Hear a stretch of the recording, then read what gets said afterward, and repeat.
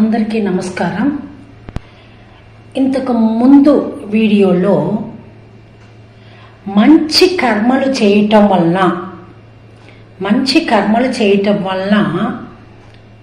మన కర్మ ఏదైతే రాసి ఉంటుందో దాన్ని కూడా మార్చొచ్చు అని ఒక చిన్న సంఘటన ద్వారా, చిన్న కథ ద్వారా మీకు తెలియపరచడం జరిగింది.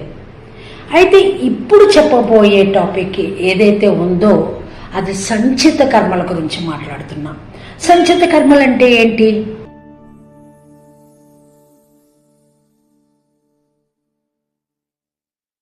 వేటిని సంచిత కర్మలు అంటారు? మనము అనేక జన్మలు ఎత్తి వస్తాం. అనేక జన్మల తర్వాత ఎంతో పుణ్యం చేసుకుంటే మనకి ఈ మానవ జన్మ అనేది లభించింది.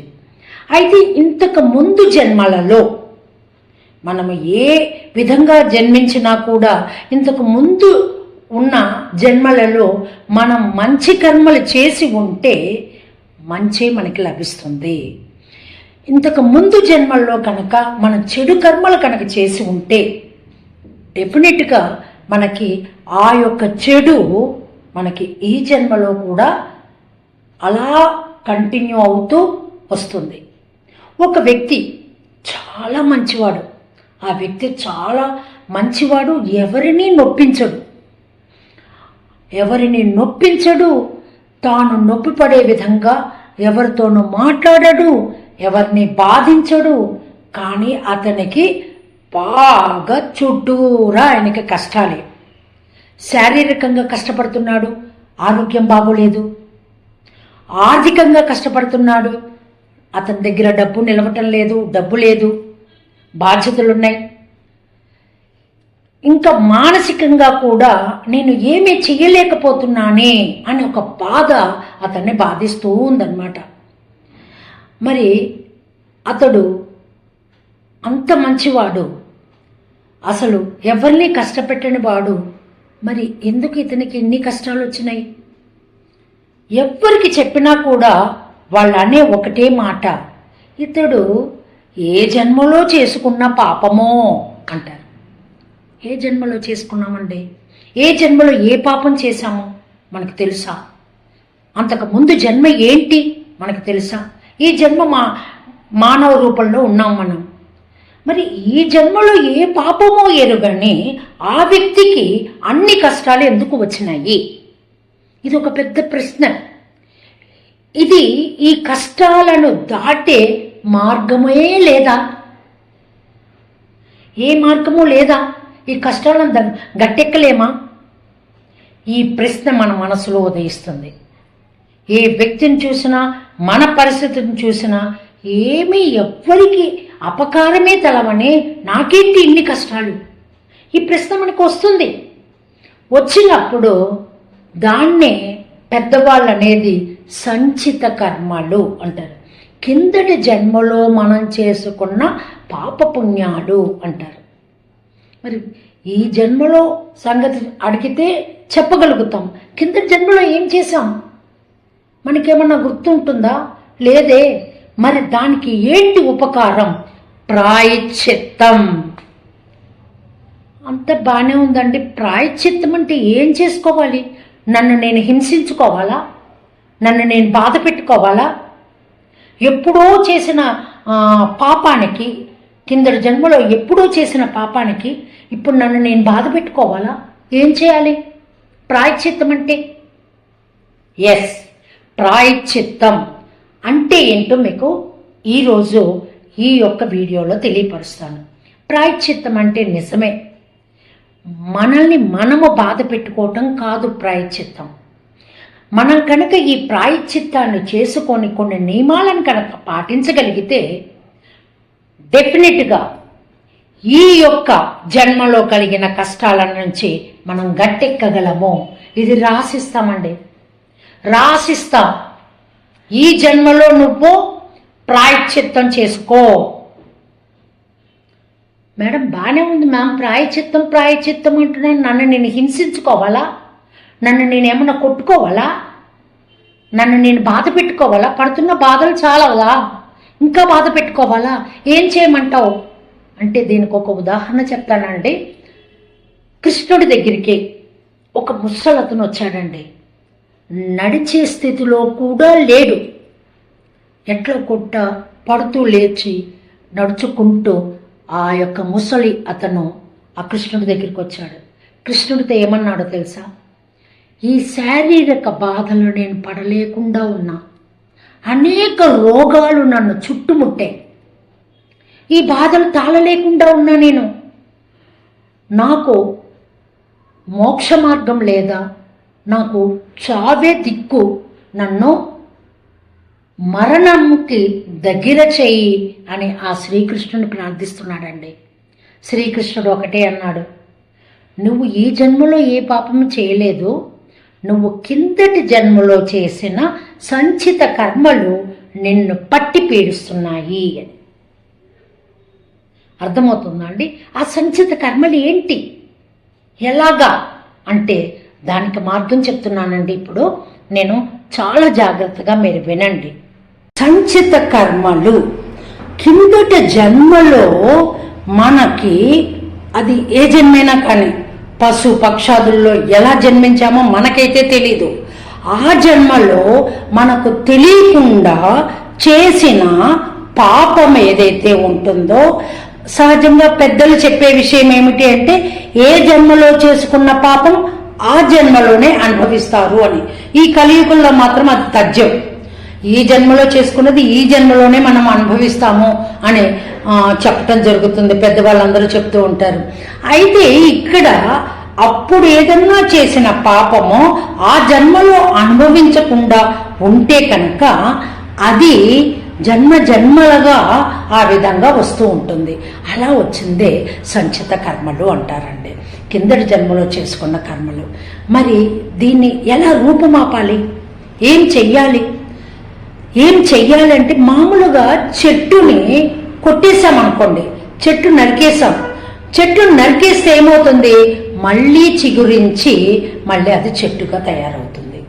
అలాగే మనం చేసుకున్న పాపం ఏదైతే ఉంటుందో అది మీరేం చెప్తున్నారు? పూజల వల్ల పోతుందా పాపం? ఏ వ్రతాల వల్ల పోతుందా అంటున్నారు. ఏ పూజలు ఏ వ్రతాలు మన యొక్క పాపాన్ని తుడిచిపెట్టలేవు, ఇది సత్యం. ఏ వ్రతాలు ఏ పూజలు మన యొక్క పాపాలని, ఏది కిందటి జన్మలో చేసిన పాపాలని తుడిచిపెట్టలేవు. ఎలాగా? చెట్టు నరికేస్తే ఏ విధంగా మరల చిగురిస్తోందో ఆ విధంగా సమూలనంగా వేళ్లతో సహా పీకి వేయాలి. అదే ప్రాయశ్చిత్తం. మరి ఎలాగా వేళ్లతో సహా పీకి వేయాలంటే నేనేం చేయాలి? అది చెట్టు, వేళ్లతో పీకేయమంటున్నారు. మరి నేనేం చేయను ప్రాయశ్చిత్తానికి? మీరు ప్రాయశ్చిత్తం అని చెప్తున్నారు కదా, ప్రాయశ్చిత్తానికి ఏం చేయను నేను అంటే, దీనిలో శాస్త్రం చెప్తోందండి. ఏమని చెప్తోందంటే, భక్తి మార్గం, నిస్వార్థ సేవ. మళ్ళీ ఒకసారి చెప్తున్నానండి, ప్రాయశ్చిత్తానికి రెండే మార్గాలు, భక్తి మార్గం, నిస్వార్థ సేవ. ఎదుట వ్యక్తి నుంచి ఏమి ఆశించకుండా నీవు చేయగలిగిన సేవే నిస్వార్థ సేవ. ఆ తర్వాత ఏమని చెప్పాను? భక్తి మార్గం. భక్తి మార్గం కూడా పూజలు చెయ్యటం, బాహ్యంగా కనిపించే పూజల వలన వ్రతాల వలన కాదు, అంతర్శుద్ధి కావాలి. అంతర్శుద్ధి అంటే మనసు శుద్ధి కావాలి. మనసు ఎలాగండి శుద్ధి చేసేది? మనసును కూడా శుద్ధి చేయగలమా మనం? ఎలా చేయాలి శుద్ధి? ఏం చేస్తే మనసు శుద్ధి అవుతుంది? ఎలా కడగాలి ఈ మనసుని అంటే, పరిశుద్ధమైన మనసు రావాలి అంటే అది అంతర్గతంగా రావాలండి. ఇది కోతి లాంటిది, గుర్రం లాంటిది. కోతి ఒక చోట నిలుస్తుందా? మనసు కూడా నిలవదు. కోతి నిలవదు, మనసు నిలవదు, చంచలంగా పరుగులెత్తుతూ ఉంటుంది. ఆ తర్వాత కోరికలనే గుర్రాలు ఎక్కడ పుడుతున్నాయి? మనసులోనే పుడుతున్నాయి. మనసులో పుట్టిన ఆ కోరికల కోసం వెంపర్లాడుతూ పరుగులెత్తుతున్నాం మనం. మరి భక్తి ఎక్కడి నుంచి వస్తుంది? బాహ్యంగా చేసే పూజల వల్ల కాదు, అంతర్గతమైన పూజ. అది ఎట్లా సాధ్యం అంటే నేను, నాది అనే భావన వదిలిపెట్టేయాలి. నేను అనే భావన ఎప్పుడైతే నీకు ఉంటుందో, నేను, అహం, అహం, నేను అంటేనే అహం.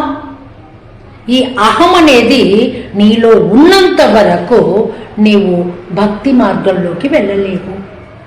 బయట చేసే ఏ పూజ మనశుద్ధిని చెయ్యదు.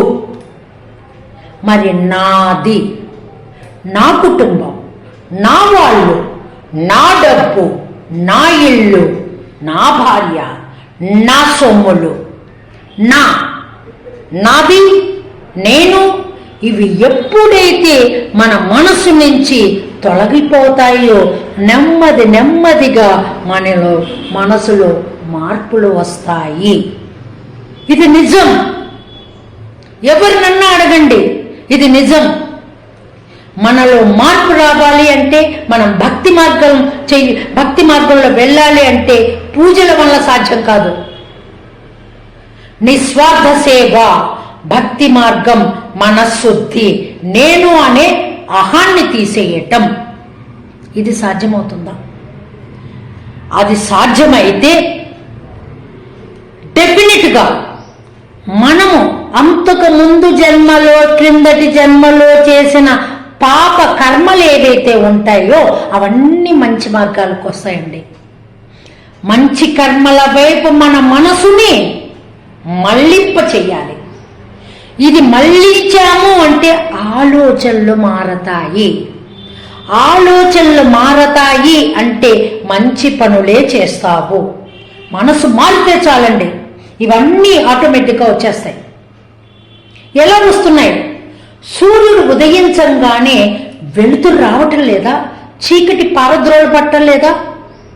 దీపం వెలిగించావు, అజ్ఞానాన్ని దూరం చేయటం లేదా? అంధకారాన్ని దూరం చేయటం లేదా?